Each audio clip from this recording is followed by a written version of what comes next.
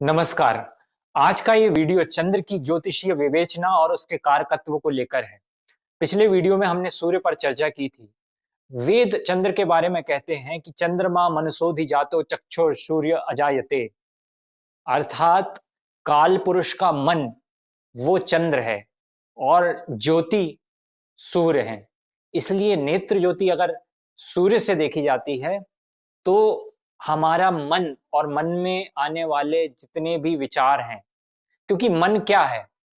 देखिए, ब्रेन तो फिर भी फिजिकल है ना, उसमें तो हार्मोनिकल प्रभाव हो सकते हैं, पर मन क्या है? मन बहुत विस्तृत है। हमारे मन में दिन भर में कितने थॉट्स आते हैं, इसकी कोई गणना नहीं है, काउंटलेस।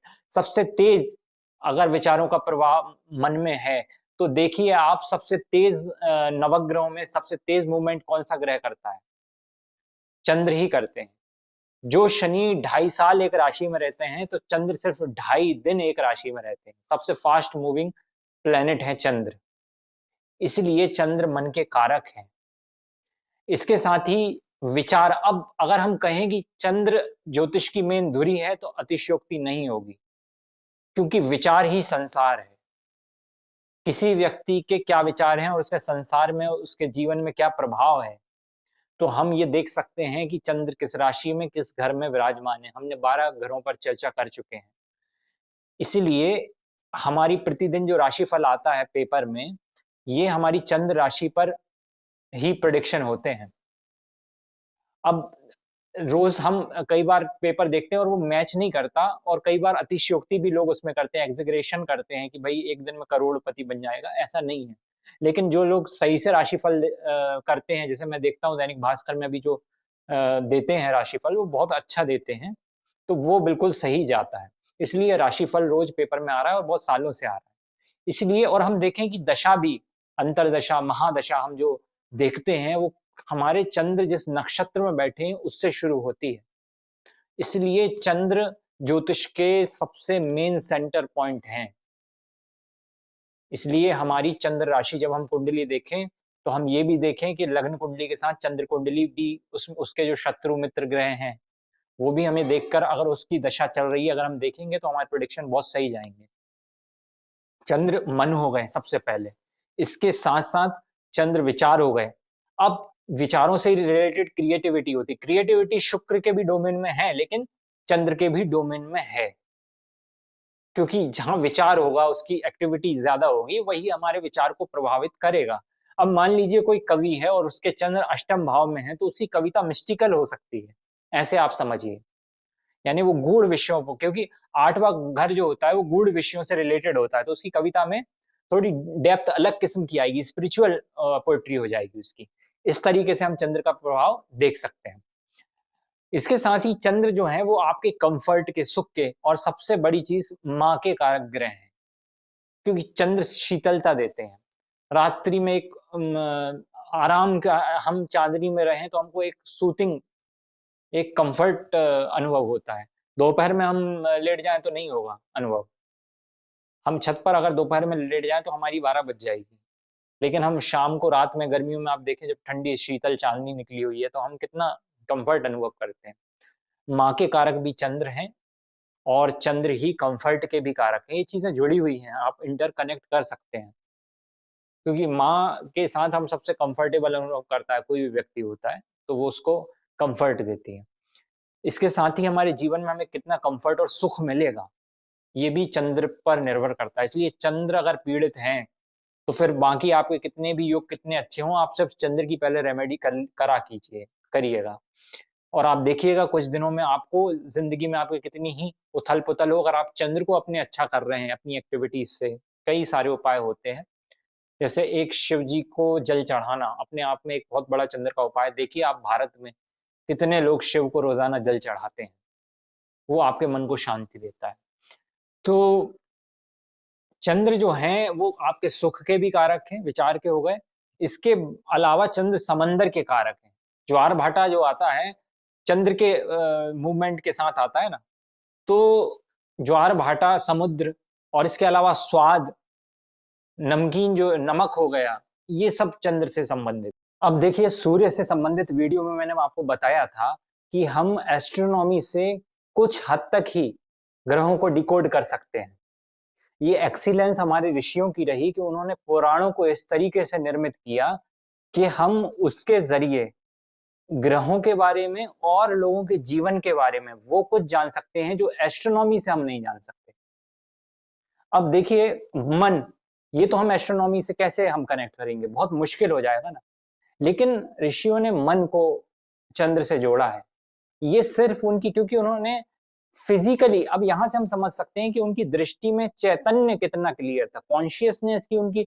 जो लोग ग्रहों को फिजिकल नहीं मान रहे, उसमें वो चैतन्य देख पा रहे हैं और उनका देखा हुआ चैतन्य आज कुंडलियों पर काम कर रहा है। तो उन्होंने शरीर में, अपने सेल्फ में कितना गहरा कॉन्शियसनेस जाना होगा। तो इससे ये याद रखिए कि ध्यान में, गहरे ध्यान में ही आप ये रियलाइज कर सकते हैं कि आप something different than body and even different than brain, right. क्योंकि कई लोगों का ये मानना है कि आप बॉडी एंड ब्रेन से ज्यादा नहीं है।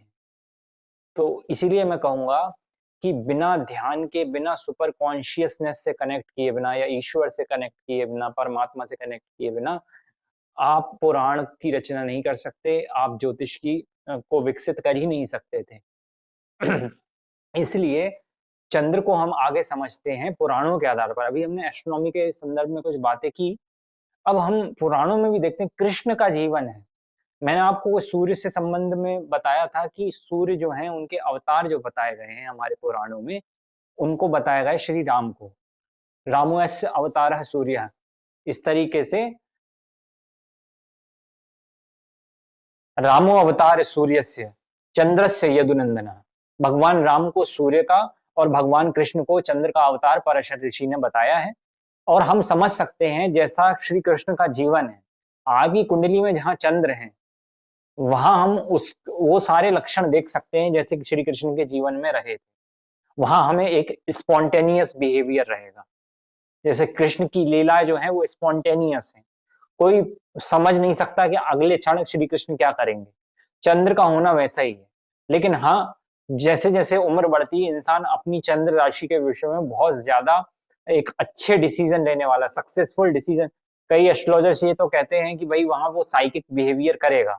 अगर चंद्र को आप नहीं समझ पाए, चंद्र बहुत पीड़ित हैं, तो आप उस डोमेन में जहां आपके चंद्र है, वहां आपके डिसीजन बहुत पागलों की तरह हो सकते हैं, आप गलत डिसीजन ले सकते हैं। लेकिन चंद्र अच्छे हैं, शुभ ग्रहों से दृष्ट हैं, अच्छे हाउसेस में बैठे, तो यकीन जानिए आप जीवन के उस डोमेन में बहुत अच्छे डिसीजन लेंगे और जिंदगी बहुत अच्छे ट्रैक पर बढ़ती चली जाएगी। तो ये हो गया, हम कृष्ण भगवान के जीवन से देख रहे हैं। इसके साथ साथ चंद्र जो है वो औषधियों के भी कारक हैं, दवाओं के कारक हैं, वनस्पतियों पर उनका अधिकार है। जैसे समंदर पर उनका अधिकार है, वैसे ही वनस्पतियों पर भी उनका अधिकार है। इसलिए जो पुष्टि, क्योंकि उनको वृहद पराशरी होरा शास्त्र में पुष्टि कारक बताया गया। अब पुष्टि यानी आपकी एक बेटरमेंट, हेल्थ का, आप कैसी कद काठी हो रही है, ये सारा का सारा चंद्र के डोमेन में आ जाएगा। और इसके साथ ही ब्लड के फ्लो पर भी चंद्र का अधिकार है। इसके साथ ही अगर हम देखें तो जो समुद्री जो एक्सपोर्ट इंपोर्ट है, वो भी चंद्र के डोमेन में आता है। क्योंकि समंदर चंद्र के डोमेन में आ रहे हैं, तो उससे रिलेटेड हर चीज चंद्र के डोमेन में आ जाएगी। मोती, मोती चंद्र के डोमेन में है। चांदी और सफेद रंग, ये भी चंद्र से संबंधित हैं, शुक्र से संबंधित भी माने जाते हैं। लेकिन सर्वार्थ चिंतामणि के हिसाब से हम देखें तो चांदी को चंद्र का ही एक संबंधित माना गया है। किसी स्त्री के मां बनने की कितनी क्षमता है, ये भी हम चंद्र से देख सकते हैं। आजकल इश्यूज बहुत आ रहे हैं, तो अगर ऐसी कुंडलियां आती हैं तो हमको चंद्र पर विचार करना पड़ेगा कि कितनी क्षमता है। पुरुष में अगर देखना है तो सूर्य से देखेंगे, पिता बनने की जो स्थिति है उसकी। वैसे ही महिला में अगर माँ बनने की, गर्भधारण की क्षमता है, वो देखनी है, तो हमें चंद्र से देखना होगा। चांदी जो है वो चंद्र से संबंधित है, कुछ ग्रंथों में उसे शुक्र से संबंधित भी माना गया है। धवल यानी सफेद रंग भी चंद्र से संबंधित है। रस जो है, द्रव्य, पानी जहां जहां है, वो सब चंद्र के अधिकार में। जलीय ग्रह हैं, ग्रहों का स्वभाव दिया है बृहस्पति और शास्त्र में, तो चंद्र जो है वो जलीय हैं। तो रस उनके डोमेन में आ गया, द्रव्य उनके डोमेन में आ गया। देखिए पहले वीडियो में हमने बात की थी कि जो आपका फेस है फर्स्ट सेकंड हाउस से रिलेटेड है, लेकिन जो उसकी कांति है, जो उस पे सौम्यता है, जो उसका प्रभाव है, वो चंद्र से संबंधित है। क्योंकि समझिए आप, चंद्र आपके सुख का, अंतर्मन का कारक है, तो अंतर्मन ही तो बाहर सामने आता है ना, चेहरे पर। तो उसकी जो शोभा है, तो फिजिकल एट्रीब्यूट्स तो आ गए हमारे अ, उससे हाउसेस से, लेकिन उसका जो अपीयरेंस है, जो झलक, जो सामने वाले पर क्या प्रभाव पड़ेगा। भाई किसी किसी को रामचरितमानस में एक पंक्ति आती है कि कुछ लोग ऐसे होते हैं कि बिछरत एक प्राण हर लेहीं। कुछ लोग इतने प्यारे होते हैं कि जब वो बिछड़ते हैं तो ऐसा लगता है कि हमारी प्राण ही ना चले जाएं। और फिर कहते हैं तुलसीदास कि मिलत एक दारुण दुख देही, और एक ऐसे हैं कि वो मिलता है तो इतना दुख देता है, ऐसा लगता है क्यों आ गया ये। तो चंद्र इस निर्धारित करता है कि आपके मिलने से किसी व्यक्ति को अच्छा लगेगा या वो परेशान फील करेगा। तो अगर कई लोग ऐसे होते हैं कि भाई दोस्त नहीं होते, जिनको ऐसा लगता है लोग उनसे दूर भागते हैं, तो वो एक बार अपनी कुंडली में देखें कि आपके चंद्र के क्या हाल है। और गोचर में भी समय समय पे जैसे शनि की साढ़े साती आती है, तो शनि की साढ़े साती क्या है, आपके चंद्र जब शनि से प्रभावित हो रहे हैं तभी ये साढ़े साती आती है, तब आपके दोस्त थोड़े दूर हो जाते हैं। तो ये चंद्र का प्रभाव है। अब बिजनेस में रोज का जो व्यापार होता है, जो गल्ले का जिसे हम कहते हैं, किराने की दुकान हो गई जहाँ रोज मनी एक्सचेंज हो रहा है, ये चंद्र के डोमेन है, क्योंकि फास्ट चीजें हो रही है ना। और जो लोक व्यवहार है बहुत तेजी का, देखिए जो ग्लोबली जो हम देखते हैं पब्लिक जो है, उसका मन जो है चंद्र से प्रभावित हो रहा है। इसलिए जो पब्लिक का भी जो कारक है मास का, वो चंद्र है। तो इसी तरह जो व्यापार है डेली का, एक्सचेंज का, मनी एक्सचेंज, वैसे बुध के डोमेन में है, लेकिन जो डेली हम पैसे का लेन देन कर रहे हैं वो चंद्र के डोमेन में आ जाता है। कहीं ना कहीं नेताओं का भी जो काम है चंद्र से इसलिए कनेक्टेड है क्योंकि मास से कनेक्टेड है वो। मास में चंद्र की जो राशि है, हम आगे पढ़ेंगे, कर्क, उसमें उच्च होते हैं बृहस्पति। इसलिए जो सही मार्ग पर पब्लिक को ले जाना चाहेगा, कई बार गलत लोग भी सक्सेसफुल हो जाते हैं बृहस्पति के गोचर चंद्र का कोई ऐसा संयोग बन जाए तो। लेकिन ज्यादातर वही नेता जो अंदर से कहीं ना कहीं एक सन्मार्ग की तरफ ले जाना चाहता है, वही बड़ा नेता बनता है, क्योंकि बृहस्पति जो है वो चंद्र की राशि कर्क में उच्च के होते हैं। अब हम देखते हैं चंद्र से संबंधित और चीजें। आ, चूंकि चंद्र को रानी कहा गया है, अगर सूर्य राजा है तो चंद्र रानी है, तो इसलिए नृप प्रसाद लिखा है सर्वार्थ चिंतामणि में, यानी राजा की कितनी कृपा। अब आज तो राजा होते नहीं है, ठीक है, सरकार होती है, सरकारी बॉडीज होती हैं, तो आपको कितना फेवर मिलेगा या अथॉरिटी है आपके ऑफिस में। अगर चंद्र अच्छे हैं तो चंद्र को बताया गया है कि नृप प्रसाद यानी राजा की कृपा आपको मिलेगी, यानी आपको सीनियर अथॉरिटीज का सहयोग, फेवर मिलेगा। तो चंद्र इसके भी कारक है। अब हम देखेंगे आगे चंद्र का कारकत्व। अब मैं पुराण से आपको एक बड़ी शानदार प्रेडिक्शन टेक्निक बताने जा रहा हूँ चंद्र को लेकर। चंद्र जो हैं वो, उनकी कथा ऐसी है। अब मैं चंद्र को लेकर आपको बहुत शानदार प्रेडिक्शन टेक्निक बताने जा रहा हूँ। पुराण में जो स्टोरी आई है चंद्र की, चंद्र के की 27 पत्नियां हैं, 27 नक्षत्र उनकी पत्नियां हैं, और उनमें रोहिणी उनको सबसे ज्यादा प्रिय है। और वो रोहिणी पर इतना ध्यान देते हैं कि बाकी किसी पर वो ध्यान नहीं देते, जबकि प्रॉमिस उनके ससुर से ये हुआ था वो सबका ध्यान रखेंगे। अब हुआ यूं कि जब उनकी शिकायत करी गई और वो नहीं माने, तब भी तो परेशान होकर उनको श्राप मिला, जिससे वो रुग्ण हो गए, बड़े परेशान हो गए, वो उनका पूरा स्वास्थ्य डाउन हो गया। तो इसलिए आप ये देखिएगा कि जिसका भी चंद्र जिस हाउस में हो, उस हाउस से रिलेटेड किसी न किसी बात को लेकर उस व्यक्ति के जीवन में एक ऐसा समय आएगा कभी कि उससे रिलेटेड उसको बहुत पीड़ा झेलनी पड़ेगी, वो बहुत हद तक बदनाम भी होगा। ये एक प्रोडिक्शन है चंद्र को लेकर। इस तरीके से पुराणों में चंद्र को लेकर बहुत सारी बातें हैं, जिन पर हम आगे वीडियो बनाते रहेंगे। फिलहाल और भी आप अपने स्तर पर कारकत्व पढ़ सकते हैं, हम आप उसको समझने का प्रयास कीजिए। देखिए औषधि अगर चंद्र को मिला है तो इसलिए भी मिला है क्योंकि औषधि हमारी क्यों होती है, हमारे पोषण के लिए होती है ना। एक्चुअली आयुर्वेद का जो काम था पहले, वो ये नहीं था कि आप बीमार हो गए तब आपकी दवा चालू हुई।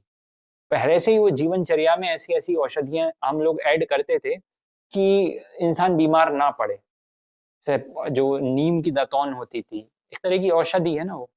तो इसीलिए क्योंकि वो मदरली वर्क है औषधि, जो अंग्रेज़ी मेडिसिन है, एलोपैथिक है, वो कहीं न कहीं राहु भी उसमें एडेड हो रहा है। हम उसको भी चंद्र के कारकत्व में नहीं ले सकते, क्योंकि केमिकल जो है वो राहु के कारकत्व में आ जाएँगी, चीज़ें ऐसी। तो इस तरीके से हमको चीज़ों को कनेक्ट करके समझना होगा। अब शास्त्र में उसको वैश्य बताया है चंद्र को, जो बिज़नेसमैन है, वो है। तो इसलिए उसके डोमेन में कहीं न कहीं ये काम आ जाते हैं। हालाँकि बुध भी है, उससे भी रिलेटेड तो हम एक चीज़ पर ही ये नहीं समझ सकते कि यही सब कुछ है। अब जैसे चंद्र रानी है, चंद्र भी महिलाओं से संबंधित है। शुक्र आपकी जो वाइफ़ है, उनसे रिलेटेड है, आपके लाइफ़ पार्टनर से रिलेटेड, आपके स्पाउस अपोज़िट से। लेकिन महिलाओं को जहाँ तक मातृत्व वाली जितनी भी महिलाएँ हैं, वो सब चंद्र से संबंधित है। उनसे रिलेटेड वस्तुएँ, मार्केट, सारा का सारा, उसे हम चंद्र से जैसे आभूषण भी हो गए, उससे रिलेटेड मानेंगे। तो हमें ज्योतिष में कई सारी चीज़ों को समझना होता है, तब हम क्योंकि एक चीज़ से ही तो नहीं हो जाएगा। तो इस तरीके से हम आगे भी वीडियो में समझते रहेंगे। आज के लिए इतना ही, नमस्कार।